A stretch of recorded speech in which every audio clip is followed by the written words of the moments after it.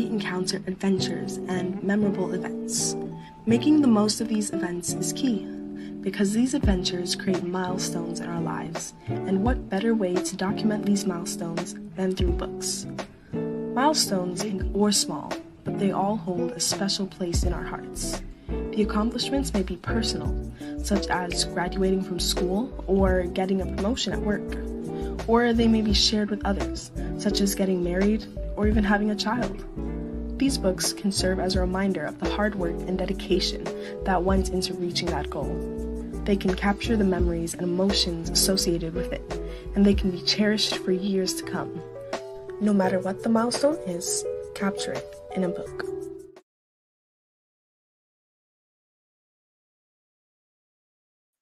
Hello, hello, hello. Welcome to Legacy Builders Live. I'm your host, C. Ruth Taylor, CEO of BambuSparks. And today we are having what we hope to be the first in a series of events where we are showcasing our BambuSparks bestselling authors who are building Caribbean legacy. We want you to tell us where you're joining from and to share this link with your friends, whether you're on LinkedIn, Facebook, YouTube. Tell us where you're joining from. It is an amazing Sunday here in Jamaica. Not too hot, thank God. And we have three living legends in the building today. Different fields. We have law, we have cooking and social media, and we also have banking and finance. But what these three legends have in common is that they are authors and they are doing well and they are remarkable. They have achieved remarkable things in their industry. And they are saying, I am not going to die with my story. They're saying, I am going to inspire the next generation. I'm going to leave a mark on history with my book so that people will know that I was here. And so that even after they've gone, the legacy will live on. The great Marcus Garvey says, a people without knowledge of their past history, origin, and culture is like a tree without roots. And we want to give people roots so that they can grow 90 feet tall. And that's what our authors are doing. So welcome, welcome, welcome, welcome. We're going to also have a time where they're just sharing their stories, an interview. We're also going to be asking questions, giving you opportunity to ask questions. So we're going to open the floor. So if you've ever wanted to meet Chef Ricardo, here's the chance to meet him and ask questions. If you've ever wanted to meet Linley and learn more about his book, today is the day. If you've ever wanted to meet Mr. AJ Nicholson, if you grew up with them, tell your friends, tell your friends, tell your friend, and let's do this. If you're hearing me, let me know loud and clear. It seems so. And let us know where you're joining from. So let me introduce our guests and get into the show. I'm going to start off with Mr. Nicholson. As Jamaica's Attorney General from 1995 to 2007, Mr. Arnold Joseph, that's what the J is for, Nicholson, served as Deputy Chairman of the Preparatory Committee for the Establishment of the Caribbean Court of Justice, set in place at the 12th meeting of CARICOM Heads of Government held at Port of Spain in Trinidad and Tobago, July 4 to 7 in 1999. He was Jamaica's Justice Minister and Minister of Foreign Affairs and Foreign Trade, having served both in the lower and upper houses of Parliament in Jamaica between 1989 and 2016. And then I'm going to give you the profile of Chef Ricardo. Chef Ricardo is a Jamaican author, award-winning chef, and gold plaque YouTuber with 1.7 million subscribers on his main YouTube channel. With over 20 years of experience in the kitchen at various levels, Chef Ricardo has successfully taken his love for food and the kitchen to a global audience through his digital platforms. Chef Ricardo now lives in the United Kingdom, where he continues to use his palate and voice to inspire and encourage others. He believes that through passion, hard work, and consistency, all your dreams can be achieved. And then finally, I'm going to introduce to you Linley Reynolds. This is the money man. And 1 second, let me bring up his picture. All right. Mr. Linley Reynolds is the third of 5 children, with all his siblings being girls. He was born in London, England, and at an early age, the family returned to Jamaica and resided in Westmoreland. He was an energetic boy who enjoyed the rustic outdoor living while growing up. 1 second there. He attended Monroe College, a premier boys' school in the cool hills of St. Elizabeth, Jamaica. He worked at the Bank of Nova Scotia Limited for over 37 years and rose to the level of assistant general manager. He studied banking and finance and is currently a consultant in banking and finance. And he loves to tell me that he's happily married to Diana for over 30 years. Happily married. He puts the emphasis on happily married. Welcome to the stage, gentlemen. Thank you so much. Thanks for having us. Yeah, it's good. It's good to be here. I'm in the presence of greatness. And thank you for choosing BambuSparks to publish your legacy books. So let's start with Mr. Nicholson, our senior statesman. All right. Yes, tell us, where are you from in Jamaica and what's your favorite thing about Jamaica? Well, I'm from the cool hills of Clarendon. I'm not from the exotic places like St. Anne, Chef, and Westmoreland with Nick Grill and all those wonderful places. But my country place is a place called Rock River. Some people say that Rock River is a place that you come from, not a place that you go to. But I can tell you that that is not true. When I say I'm from the cool hills of Clarendon, what I like about Jamaica really is the weather. You don't have to fret about any really cold or hot in Jamaica. Everything is just cool and nice. Now that is something very good as far as I'm concerned, because it takes one of the frustrations off of you. You don't have to worry about overcoat or fan and all of these things. That is what I like about Jamaica, among other things, of course. But this is my home, and even though I've traveled a lot, I love Jamaica. Wow, I feel like you're throwing words on Chef, you know. No, I can't throw word on Chef because I studied in England, so I can't throw word on Chef. As a matter of fact, Linley should know that I did some banking in England too. So you see, Chef, I am with you in London. London, you are, or Manchester, or where? I'm in South London, so I'm in Croydon side. Well, there you go, right in the place. Thank you. All right, thank you, Mr. Nichols. Let's go over to Chef, since you're in the hot seat. Where are you from in Jamaica, and what's your favorite thing about Jamaica? Well, you know what happened? I'm gonna just hit it right from the nail. You know, I'm a country boy now. Yes, I'm a country boy. I born and grew up in St. Anne, but 95, I would say yes. Grew up in London, in St. Anne, between St. Anne and Boscobel and Ocherias. So that's where my, surrounding is. But the beautiful thing about Jamaica, as you mentioned before, the weather is one of the most beautiful things you could ever think of Jamaica. Also, the food is good.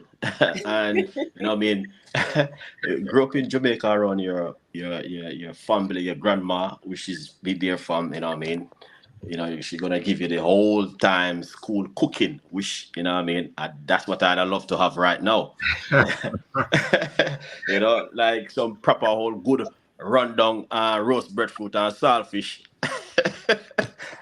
and roast yam and some soup. So the beautiful thing about Jamaica, to be honest with you, the weather, the beach, the food, the atmosphere, you know, and the beautiful thing again, Jamaican people love God. Ah. As part of what's going on. We got a lot of church still in Jamaica, and we Ah. love that. But I'm a old country boy, grew up in St. Ann, and yeah, I love it. And the food, everything is just amazing. I love Jamaica. Hopefully, I Love will it. come and see you soon. I'm go- Yes, you need to come. I'm- I love how this is segueing, you know, because you talk about Love Church. yes. Linley is one of the elders in my church denomination. Is it?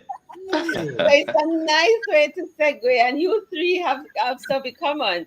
Living Definitely. in London, all three of you, one from London, and Ye- so Linley, we have perfectly segued to your part. Right.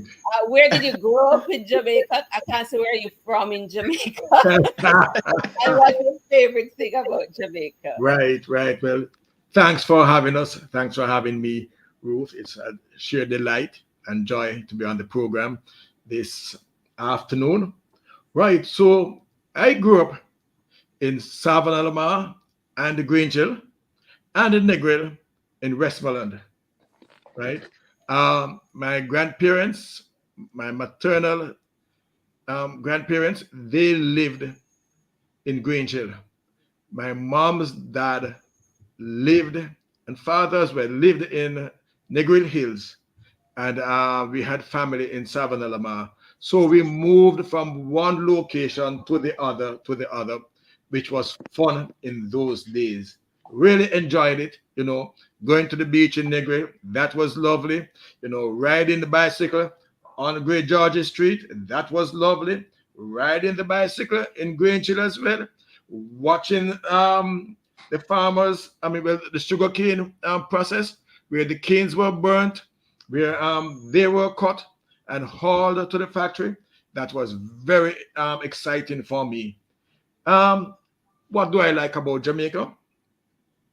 Jamaica is the cultural capital of the world. You enjoy excellent gastronomical delights here. I love it. I hear Chef talking about rundown. Yes. Mm, I enjoy that as well. It's a little nation with a big heart. We think we must dominate at all times, and I love that. Mm. I like the spirit of our people, wanting to be the best at all times. There's so many things I like about Jamaica. Indeed, the weather is common for all of us because the truth be told, Chef, I don't have to look for any long johns to put on, and I I can I can go about the place with minimal amount of clothing and feeling comfortable, right, AJ? So me Right? say, Yeah, and Jamaica is just a lovely place. It's one of the ideal locations of the world where just about any and everybody wants to come. And you know what? It is amazing when you travel and persons ask you where you're from, and you tell them Jamaica. They all have something to say about Jamaica because just about everybody knows a little about this little country. This little country, but it's a large world state in its own Right. right. Love it. As I said, we're wow. little, but we Talawa. Alawa. Yeah. And we're looking forward to doing great things in the Olympics in a couple. Absolutely. Yes, yes, in a couple of weeks. All right. So let's talk about you. I can hear the passion about Jamaica and you know, even though you're living overseas and loving the weather. My niece says that the weather in London is schizophrenic because it can be sunny one moment, then, you know, cold another. One, definitely. And that's the part, since she left Jamaica, she doesn't like. So we have something else in common. My sister lives in London with my niece. So, you know, the diaspora. Wow. All right. So let's start with your book, Mr. Nicholson. Yes. The Roadblock, Jamaica's Resistance to the Caribbean Court of Justice. Why did you feel that you need to write this book? I know you played a role in creating the Caribbean Court of Justice, but put it in context for us. Why document this? Well, all right. Let us understand what the book is all about. Yes. As Linley is part of our church life in Jamaica, we are a Christian country, so I can use a story from the Bible to illustrate what I'm dealing with in this book. We all remember when we were going to Sunday school, we learned about this woman distraught. She had given birth to her little baby. And the baby, there was a real issue as to whether the baby was hers. And another woman was saying, no, the baby is not mine. It's not yours, it's mine. And the other woman said, well, since we can't find out, we can't decide who really is this, who owns this baby. Let us cut the baby in half. You take a half, and I take a half. The matter reached before the highest court in the land, was before Solomon's court, King Solomon the wise.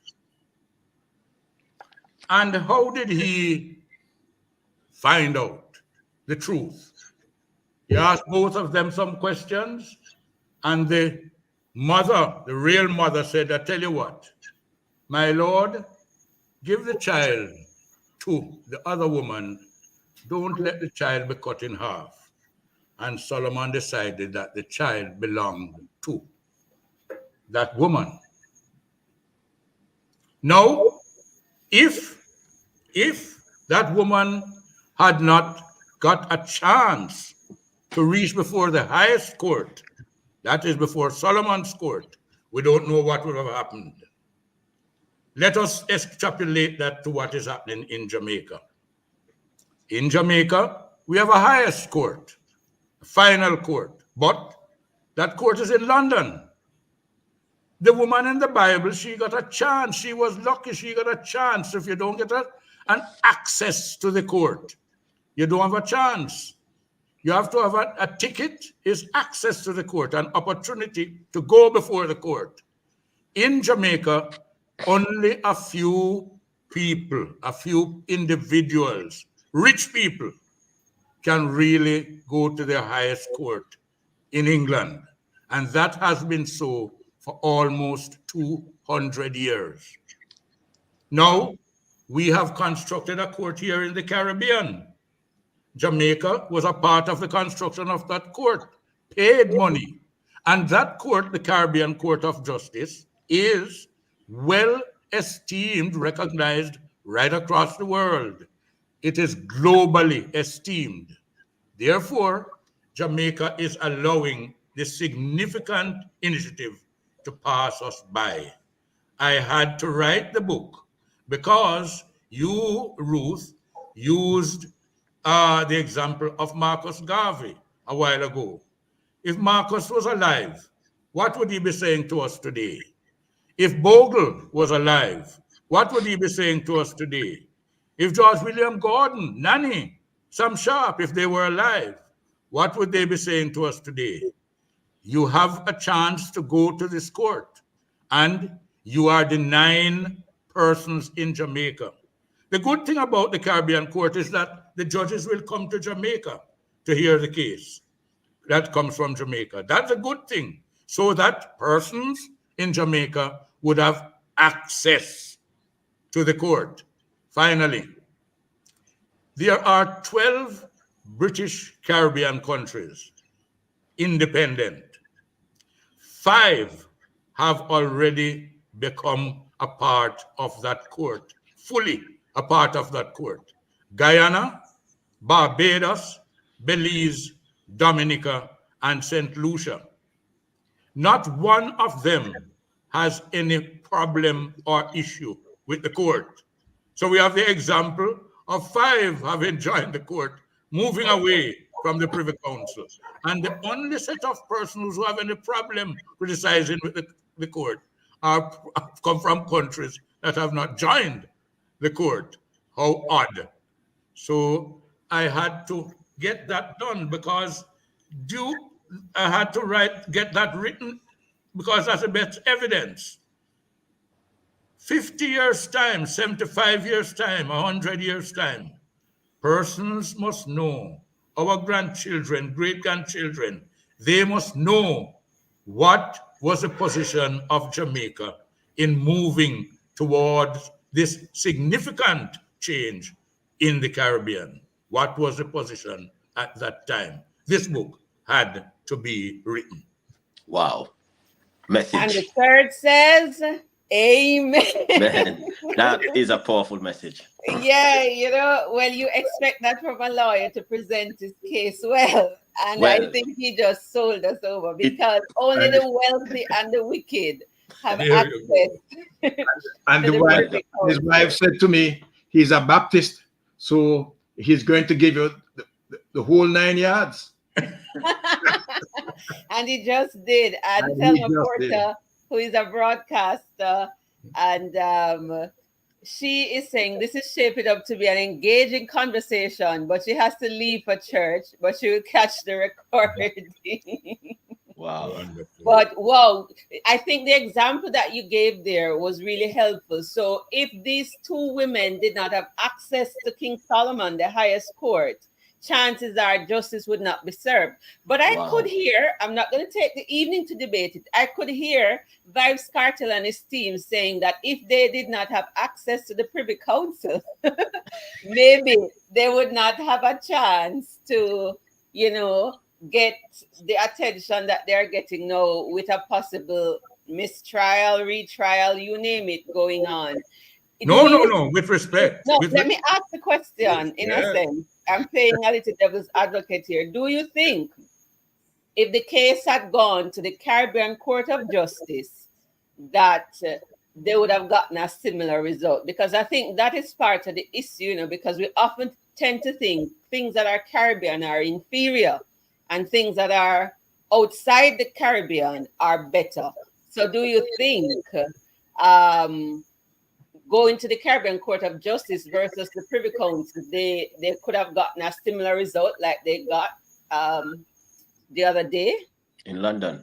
In London, yes. Respectfully, those who hold that position, they have not been following the narrative.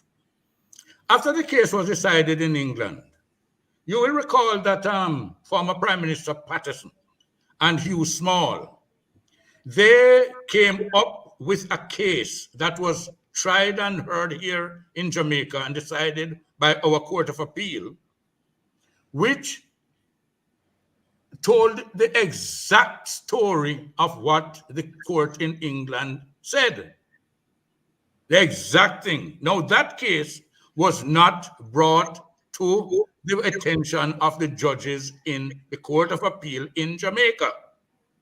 There is no doubt that that case would have been brought to the final court in the Caribbean Court of Justice. There's no doubt that that would have happened. It was brought to the attention by Patterson and Small. Therefore, with the grace of respect, the outcome would have been the same, but it would have cost Vybz Kartel much less. Wow. Wow. So You would have saved millions. And the government would have saved millions. You see the headline in today's Gleaner? The government, oh yes, the government had to pay something almost $40 million. Wow. Jamaican dollars, almost $40 million to That's have two lawyers people house. to try the case. That's right. There says two people house. There you go. So we can be confident in the Caribbean Court of Justice if we choose to go there, that justice will be served by our Caribbean counterparts, no less than the esteemed counterparts in England with the Privy Council. That's right. Wow. And you're saying internationally, the Caribbean Court of Justice is fully esteemed. Fully esteemed. Fully esteemed. In fact, was it the chairman or someone from it was even invited to sit on the Privy Council, and he said no? Yes, a former president of the former president. Indeed. Right. Yes. So if you didn't know, now you know. You can have confidence, and hopefully this discussion this evening will help to move the needle along in moving the roadblock, so that we can have our people in our region with our court. That's right. Wow. Right. Thank you so much. Let's give it up for Mr. Nicholson. Show him some love. Those on YouTube. Well done for the message. Yeah, put some comment in the chat. The book is written in easy to read language. So don't think that if you're a lay person on the street that you need to be a lawyer to understand this book. I read it and I was able to grasp the concept, and I am so happy that you've written this. It not only captures the history of the Caribbean Court of Justice, but Jamaica. You learn so many things from it. And one of our former Prime Minister, the Most Honorable P.J. Patterson, said, this timely publication provides a historical narrative which sets out a compelling case to complete without further delay our full sovereignty and the incongruence of the Privy Council to remain as the ultimate source of legal decision-making when litigants are entitled, as of right and financial substance, to have direct access to a court based in the United Kingdom. As an outstanding advocate himself, he says Nicholson sets out a compelling case to answer for we want justice now. Wow. Wow. Well done, sir. Well done. You presented your case. Well done. Blessings. Respect, Linley. Respect. Well done. Let's go over to Chef. Your book is Mr. Nicholson's book is both a memoir and it's legal heritage, legal history. Your book is a memoir, and it has to do with your own field of expertise. So many people thought that this book would just be a recipe book, but it says here, Chef Ricardo's secret recipes to success from poverty to purpose. Yes. Why did you write this book? Tell us the story behind this book that has gotten 113 4- and 5-star rating. Talk to us, Chef. Well, as you can see, the book was it was an interview on this book. I have it in my mind for a very long time that I want to write something like this. It was an interview done. The interview was done, but the story behind the book is where I'm coming from to where I am at this moment. And the message which I was sending out is to let anyone right now who in Jamaica and the world, wherever you are, listening, knowing that someone who was born in poverty can turn out to something better in life. Yes, we all know that the blessing of the Lord is with us. But the book itself, the reason why the book is written is to show and to help others, to let them know that, listen, no matter who you are, your life can also change. Yes, a lot of people, as I say in it, that you think was a recipe book, but it wasn't a recipe book. It's from poverty to purpose, from Chef Ricardo's secret recipe to success. So you can see the name, can tell you what is all about with the book. Anyway, the book is dedicated to my grandmother.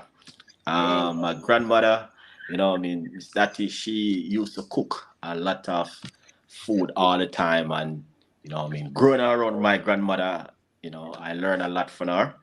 And, with the cooking, and I take that knowledge, and this is what I do. I invest it into myself, and this is where I am today.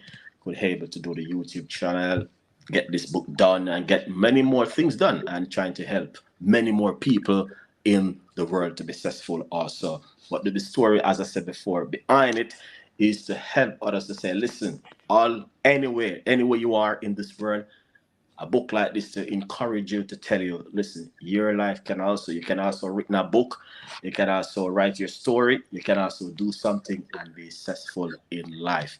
And in the book, you can see there's a lot of things behind it with my grandmother and myself, because my grandmother, she used to love cook, and I never forget this. One day she was cooking, and that pot turned over upon me. Cause in Jamaica, they have this hood kitchen outside, and she was cooking, and that soup turned over on me and said, "Son, you're gonna be a cook one day, and chef." And that's it today. And yeah, it was just amazing to know that what she was saying, it happening today.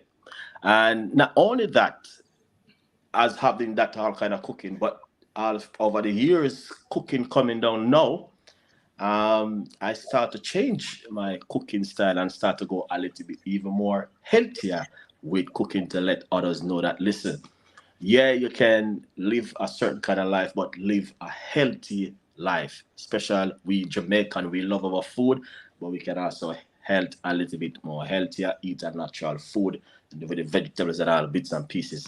But the book itself is to tell the world that no matter where you're coming from, poverty, you can, from Chef Ricardo secret recipes, from success, from poverty to purpose.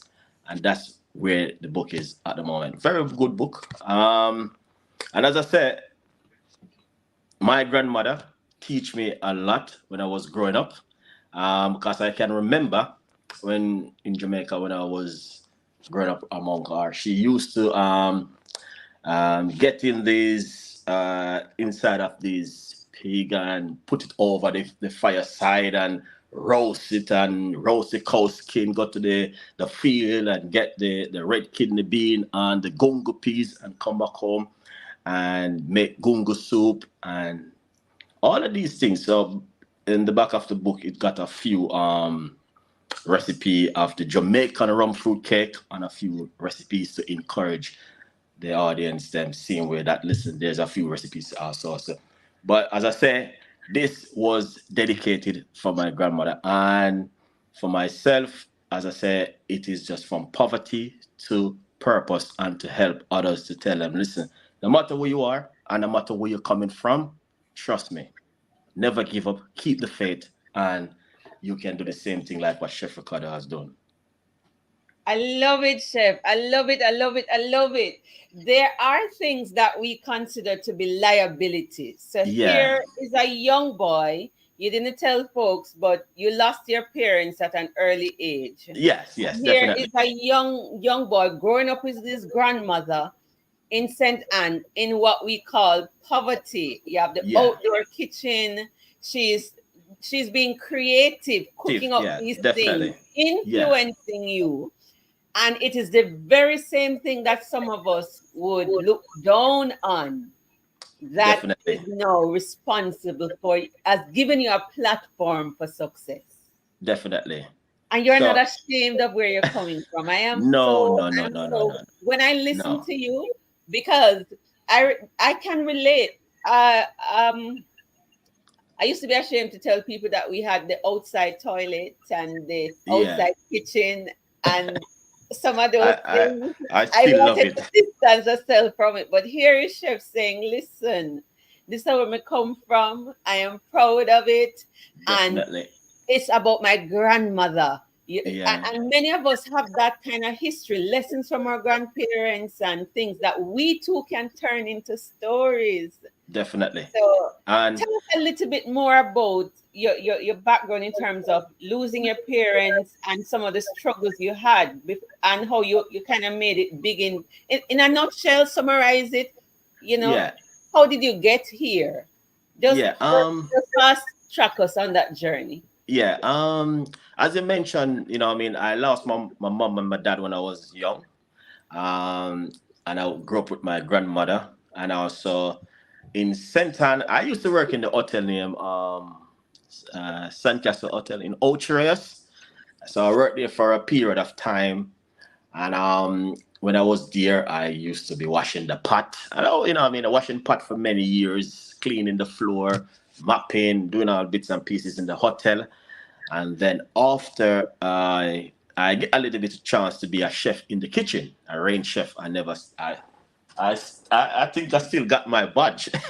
See how we're up till today, range chef. And yeah, and then after I get the chance and the opportunity to come over to London, and when I come to London, I start back over again, start to wash the plate, start to clean the floor, start to before I could even be a chef. So then after they give me salad chef in London. So I leave Jamaica, come to London, start over again. But that's all I want to say to you. It doesn't matter where you're coming from, and no matter who you are, wherever you are in this world, trust me, once you dedicate yourself to something, you will be successful in life. And I will tell anybody, it doesn't matter where you're coming from. You just have to be positive and strong in yourself, and dedicate yourself and say, this is what I want to do, and I'm going to move it with it through my life. So I tell myself, okay, I come to London and I start over again, start to wash plate, clean the kitchen, and then I start to being a chef after, like, looking after salad. And then after I come a head chef, start to be a head chef cooking for 800 kids in the school. After 800 kids, get rid of the the schoolwork. Then I started to work in the airport, Gatwick Airport. I worked there for a few years doing aircraft, and then after a few aircraft, I was doing my YouTube channel in between.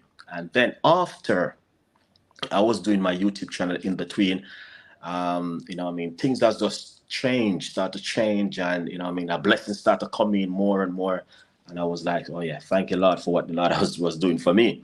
Um, so working in the airport, working in the school, and also I work in the ambulance service over here in London also. But the full message about myself, and I like to let the world, anyone who are listening, to let them know that, if wherever you are, trust me, you can always make it, no matter where you're coming from.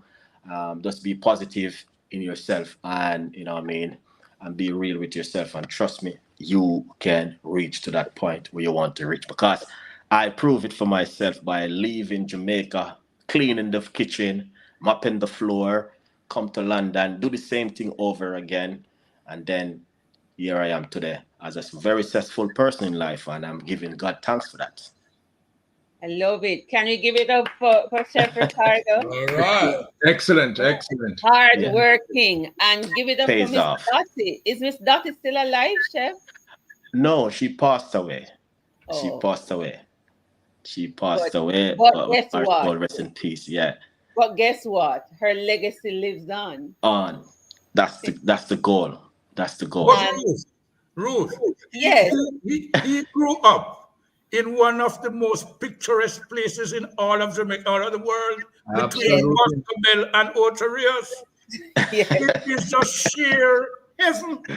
yes. Yeah. Oh, yes. Boscobel used to be a beautiful place, right at the Yes, that deep corner at the air before you reach the airport, you got it. right on the seaside. Beautiful. Indeed. Yeah. It's lovely. Very beautiful.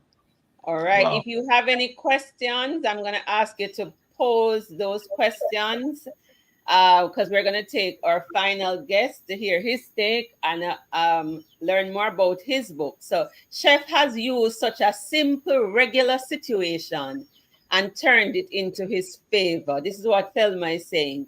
Many need to understand that your own common situation can give you access to a fulfilled life. Wow, Wow. wow, wow, wow. As I read that, Wow. goosebumps to start take me over, you know. Thank you so much. And she says this again, yay for grandmothers. I was raised by mine. What a legacy she has allowed you to have, Chef. And she prophesied over you. Look at Wow, you thank you today. so much. And her name will not be forgotten because you put it in this book. Definitely.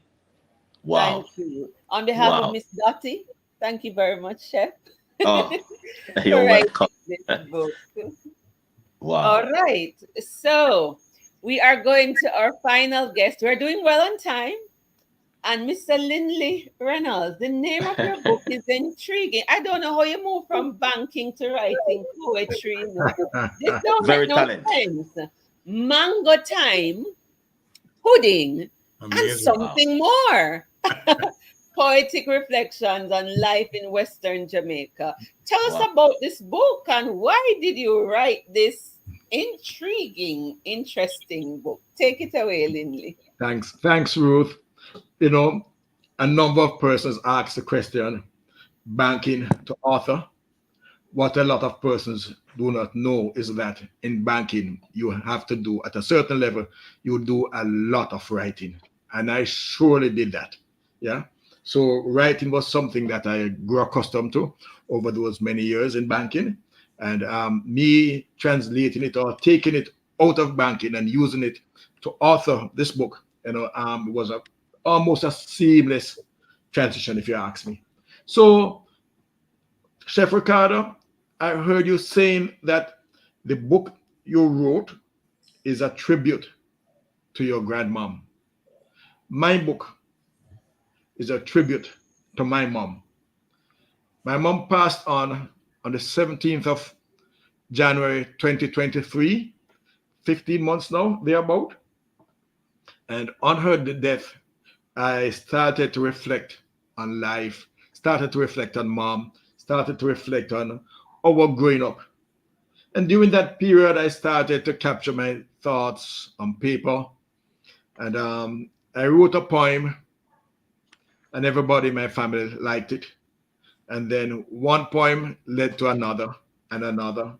A sister of mine said, well, Linley, if you can write 30 poems, we can publish. She did not know that that too was a motivation for me. So I continued to write. And within 6 months, or less than 6 months after my mom's passing, we had 54 pieces. And consequently, we have mango time, pudding, and something more. I hear Chef Ricardo speaking, and yourself, Ruth, and you saying that you were you were ashamed to tell people about the outside toilet. Listen, I don't think any of us would have escaped that experience, and I'm sure I'm speaking for AJ as well. Oh, yes. You know, so it is part of who we are. That's right. It is what has made us. Yeah. Even the kitchen that was outside and apart from the house. Yeah. Even the wood fire, because I remember the wood fire. Again, this is my grandmother, for example, doing or making pudding, corn pudding, potato pudding. We said hella top, hella bottom, Yes, hallelujah in the middle. hallelujah in the middle. So my book speaks about pudding. My book speaks about mango time. My book speaks about growing up in the country, riding the donkey kick you off, and guess what? Them say, just give him some sugar and water, man. He'll be fine. you know. So, it captures those nuggets, in life that nowadays a lot of our children do not experience.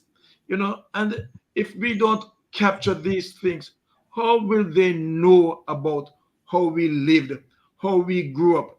A lot of us came from poor families, and guess what? We did not even know that we were poor, because within the board walls of the house, we were happy. Yes, and we had space to run up and down as children. We had space to interact with others, to socialize with family members and friends. We had family members who also were there to mentor us and to encourage and to motivate us. So the book captures all of that in poetic form. And from my perspective, I think it's an excellent read, and I encourage everybody to get a copy, read it, and be transported back into the 60s and 70s when life was very different, when Christmas time was different, when independence was different, when as children we played marbles, we played gigs.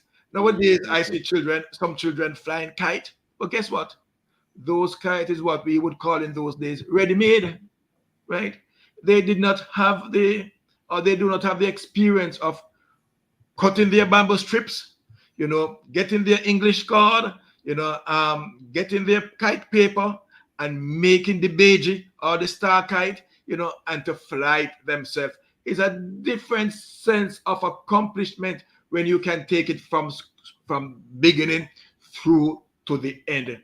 And it is capturing all of these things, Ruth, and for our youngsters to understand what life was in those days.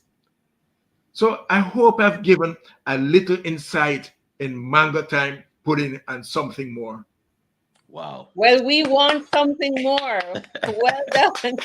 All We right. need to Wow. read one of those poems first because you've whet our appetite. A friend of mine, my favorite Guyanese author, he says that poetry is storytelling captured in this form. Yes. So, and it's all about the story. So, since you've whet our appetite, and there may be others thinking like this, can you read one of the poems for us? Is there a poem in the book called Mango Time? Yes, there is a Please. poem called Can- Mango Time. I was staying away from that one because it was a little lengthy. Yeah. Okay, well, I- read one of them for us. I will be reading one titled 15 Minutes. And just a little background to 15 Minutes. We lived in Culloden, which is near White House in Westmoreland. And my mom was the principal of the primary school, New Hope Primary School there. And every morning she went to the beach for a quick swim. So the poem is titled 15 Minutes. So let me proceed. 15 minutes swim in the Caribbean Sea was all I needed with my tea, accompanied by my canine deer, was one of a kind, oh so rare. 15 minutes swim in the Caribbean Sea, that's all I asked, was my plea. White and spotted was his hue, his own objective was the blue. 15 minutes swim in the Caribbean Sea was for two and not for three. The freshness of the water was so calming, causing anticipation, the new day's dawning. 15 minutes swim in the Caribbean Sea. Look beyond. What did I see? A ship sailing on the silvery horizon, a fisherman's boat of little comparison. Either vision of peaceful view reminded me there's work to do. 15 minutes swim in the Caribbean Sea. Not much longer can I stay. Students all are on their way. Restraining my desire, my focus is now on the higher. Parents to meet, students to greet, minds so bright. Help me, Lord, to shed some light. 15 minutes. Wow. Wow. Let's I show him hear you, some love in sir. the chat. If you like that poem, show him Yes. some love. That's And I'm right. putting the links to get the books on Amazon. So Janet Morgan is saying, let me bring up her comment. She's saying, this chat is as intriguing as it is captivating. I love it. Well done, Ruth, for bringing these authors together. Their stories are inspiring. And that's Excellent. exactly what we want to do. We want to inspire you, to light a spark that you will go write. And not just write, because books open doors and it gives you a platform to speak.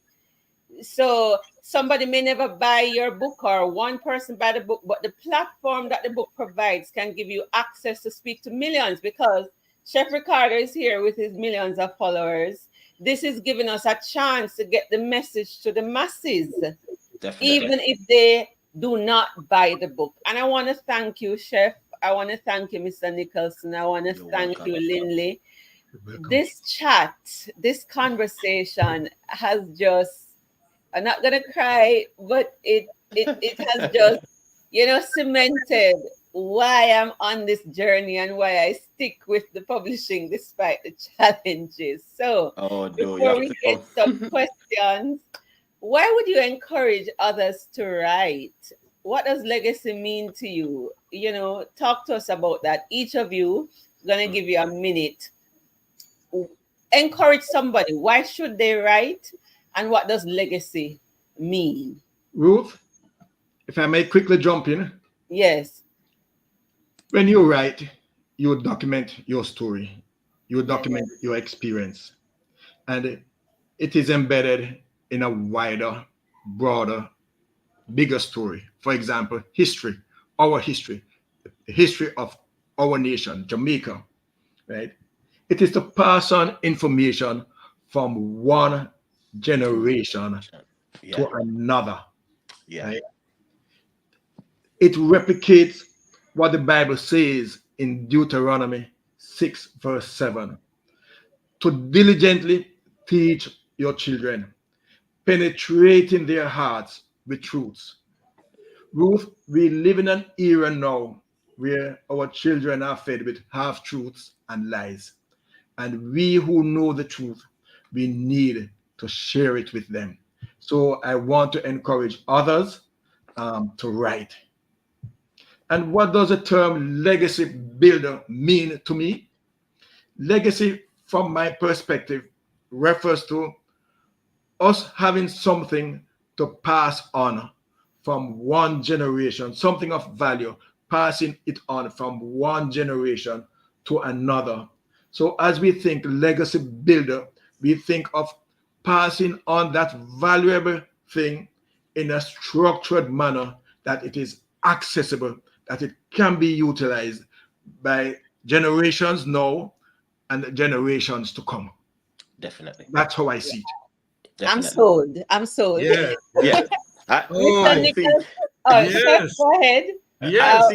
I think you licked it. You licked the nail. Oh my God! You licked the head. The Lick nail the on the ball. head. Nail on the head. Right away. But Stick. I will say, you know what? That legacy is to pass on from generation to generation. Even anyone who are listening right now, we want to encourage you. Right. Please do it. It's one of the best things you could ever do in your life.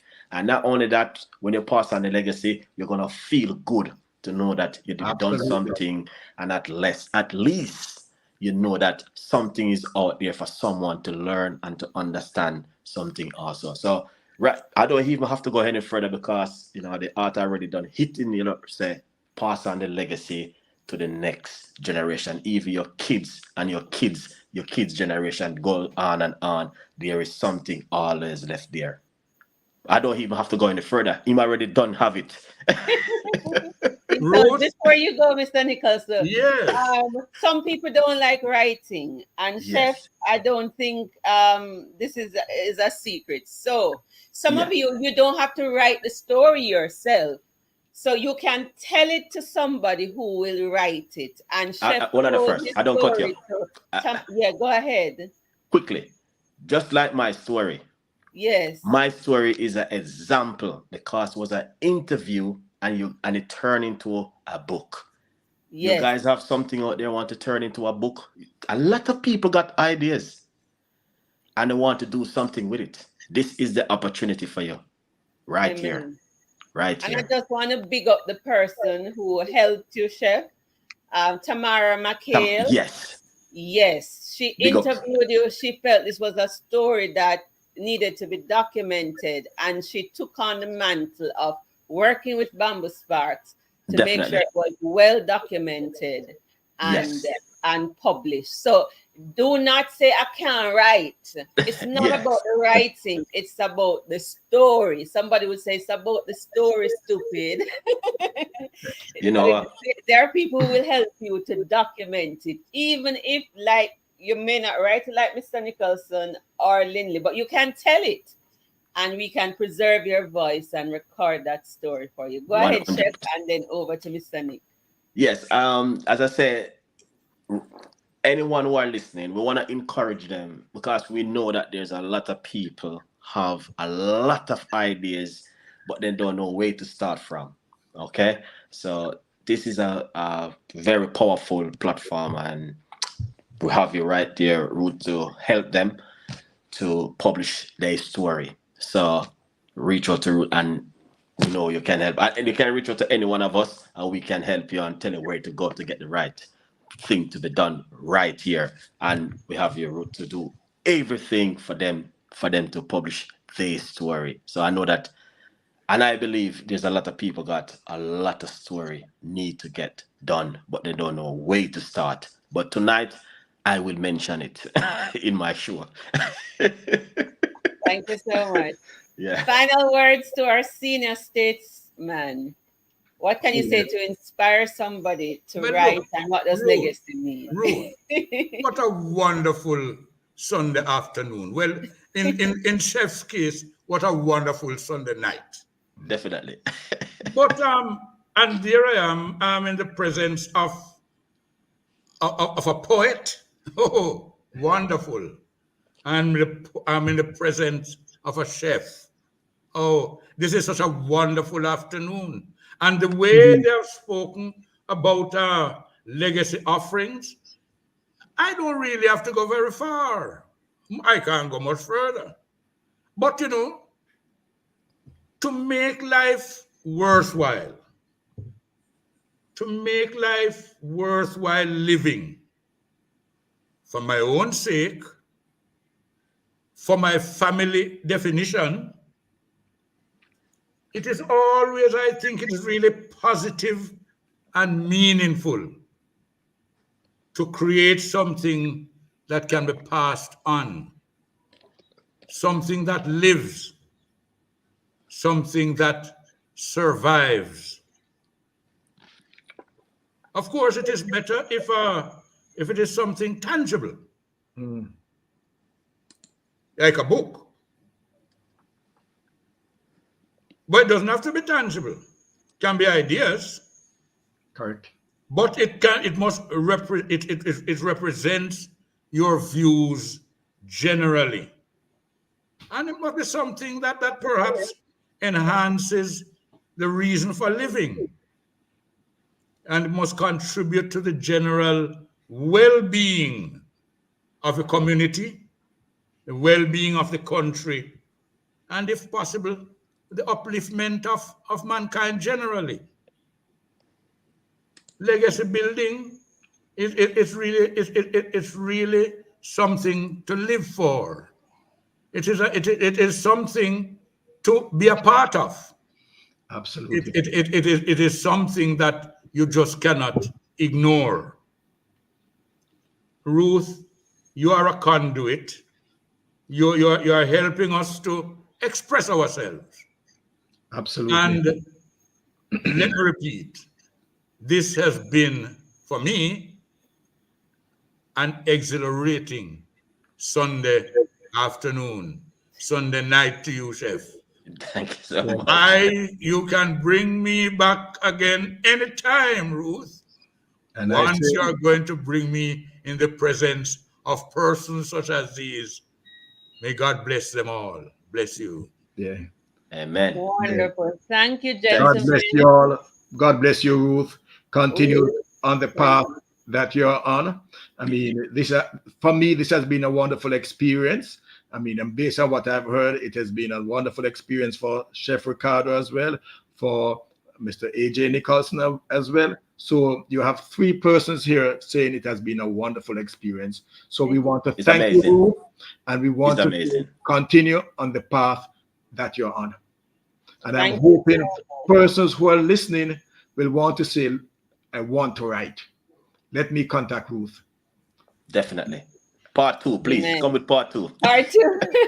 And that's one of the reasons for doing this. As Thelma said, a very interesting and engaging show, Coach Ruth. Thoroughly enjoyed what I heard. She said she just sent the link to her 13 book writing mentees. This should motivate them to complete their small non-fiction books. So mission accomplished. Excellent. In that sense. You guys have been excellent. I am inspired.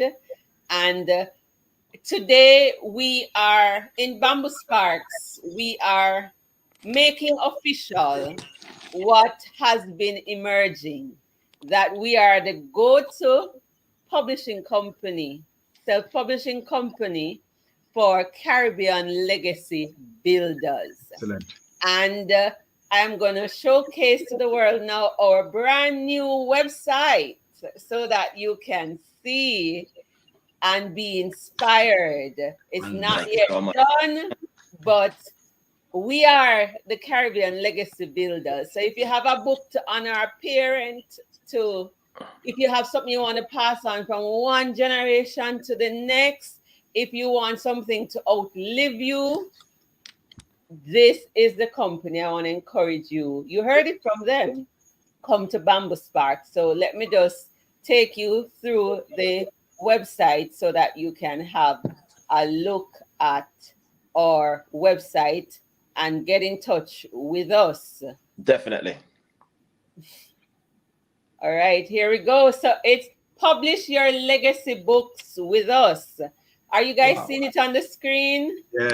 Yes. All right. So you see there, you have Mr. Nicholson and myself. We are presenting books to the National Library. As a Jamaican publishing house, it is our legal responsibilities to deposit books published in our name at the National Library. So if you're an author, it's your legal duty to deposit that book to preserve the history.